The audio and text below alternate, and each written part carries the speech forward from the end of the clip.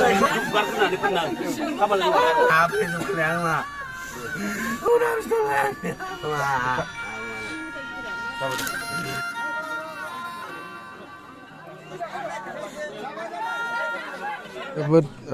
सहाय खहाय मोनसे दुखुनि खौरां आरो दुखुनि रादाब आरो बेखौ बाथ्राजों बुंनानै फोरमायनो हाया। एबसुनि आथिखालनि लोगो हारिमु नेहाथारि कनिका बर' आरो सासे मेंनो रोङै गोख्रों मावथि आरो बिबानगिरि आरो बिथाङा सासे लेखा गोरों आइजोमोन। लोगोसेनो बिथांनि जि माने गोथार जुलि बेबो दान मोनसेयानो जायाखैमोन। बाक्सा जिल्ला एबसुनिनो सासे लोगो आफादगिरि हांगामा बर' बिथांजों गोथार जुलियाव जिरायदोंमोन आरो दिनै बे 21 साननि उनावनो मैया मोनाबिलियाव 7 बाजियाव लामानि मोनसे जाब्रबथाय एक्सिडेन्टनि गेजेरजों जोबोद खास्रि बिस्रि आरो दुखुनांथावै आरो अबथिरायै बिथाङा जों बयखौबो नागारनानै सोरगोआरि जायो।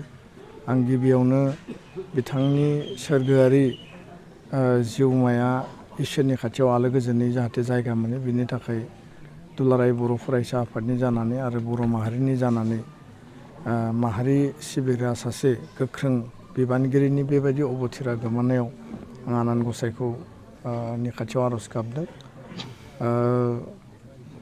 बे गोरलै बाथ्रा नङा जे नर्मेल रड एक्सिडेन्ट बा एक्सिडेन्ट होननानै जों बेखौ गोरलैयै लाजाया। खारन बे सापागुरि कक्लाबारि बा जाला बे जे रड आरो बेनि भुटान बर्डार खाथियाव गोबां बेबायदि धाबा गोबां बेबायदि जौनि आड्डा दङ आरो जाय जौनि आड्डा आरो धाबाफोराव जौनि माने बेयाव गोबां प्रचलन सोलियो। मैया जाय मानसिया बिथांमोननि गारिखौ सौख्लायो बा थोंजोङै फैनानै सौख्रेबफैयो आरो जेराव कनिका बर'आ जिउ गोमानो गोनां जायो बे जों मिथिनायाव सासे बारग' आर्मि ना CRPF बिदि होननानै जों मिथिदों। आरो आङो बाक्सा जिल्ला माने सुपारिनटेन्डेन्ट अफ पुलिस राजेन सिं बिथांजों रायलायदों एसे सिगाङाव। बिथांनि पास रेकर्डआ मोजां नङा। दखरा आफादनिफ्राय जोङो रिपर्ट लादों बिथांनि पास रेकर्डआ मोजां नङा।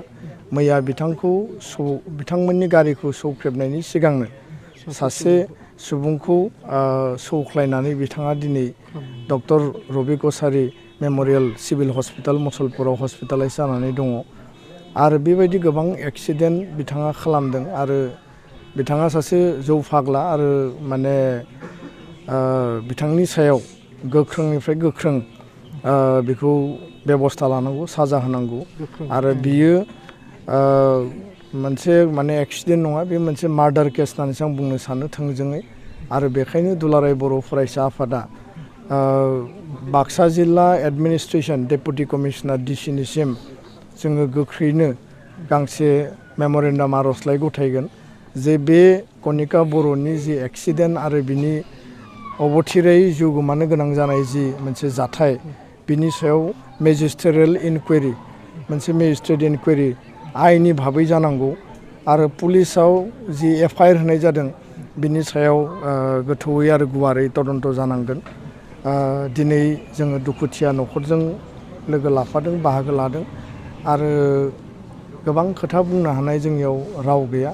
खारन बर' हारिनि सासे हारि अनसायग्रा हारिनि मावग्रा सासे सुबुंखौ बा आइजोखौ जों खोमानानै लाबाय। बेबायदि एक्सिडेन्टआ बे लामायाव गोबां जादों। थांनाय सिगां समफोरावबो सासे मेडाम आरो सानै उन्दै गथ'आ हिन्जावसा गथ'फोरा जिउ गोमानो गोनां जादों आरो बेयाव डाम्पारनि गारि सालायनायनिबो गोबां माखासे एक्सिडेन्ट गोबां धरना रायजो राजानि जिखिनि रिसेन्टमेन्ट खुद्रिनाय जे बेयाव स्पिड लिमिटआ बिराद हाइ जायो जौ लोंनानै पिकनिक जानानै फैनानै सौग्राव फैनाय एक्सिडेन्ट खालामनानै बुथारनाय।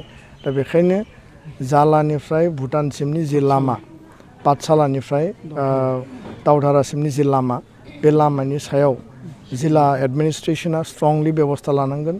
ट्रान्सपर्ट डिपार्टमेन्टआ स्ट्रंलि माने बेबस्था लानांगोन आङो बिटिआर काउन्सिलखौबो खावलायदों बिनि सायाव बेबस्था लानांगोन आरो जाहाथे रावनिबो जिउआ अबथिरायै जिउ जोबनो गोनां जाया बे थासारिखौ रोखा खालामनो थाखाय बेबस्था लानांगोन बिथांनि गोथै देहाया फैगासिनो दङ दसे समनि उनाव जों बिथांखौ जोबथा बिदाय होगोन दुलाराय बर' फरायसा आफादनिफ्राय बिथांखौ मान होनानै दिनै जोङो हाफ मास्ट खावसे जोङो फिरफिला बिरहोदों मोनाबिलि 4 बाजियाव जोंनि मिरु जिल्ला दख'रा रायजो इउनिट कमिटि आरो कलेज इउनियन बडि गासैबो लेभेलाव बिथांनि मुसुखायाव बिबार बावनाय जागोन आरो जोङो जोबथा बिदाय बिथांनो जोङो एबसुनि फ्लेग जोङो मान बावनानै बिथांखौ जों बिदाय होगोन आरो बे समाव आंनियाव गोबां आरो बेबायदि भाषा गैया बेखायनो बयबो दुखु मोनदों आरो बे दुखुनि समाव जोङो बयबो जाहाथे फैबाय थानाय समाव बेबायदि जाहाथे अबथिरा खुनु घटना जाया बेनि थाखाय जों सांग्रां जानांगोन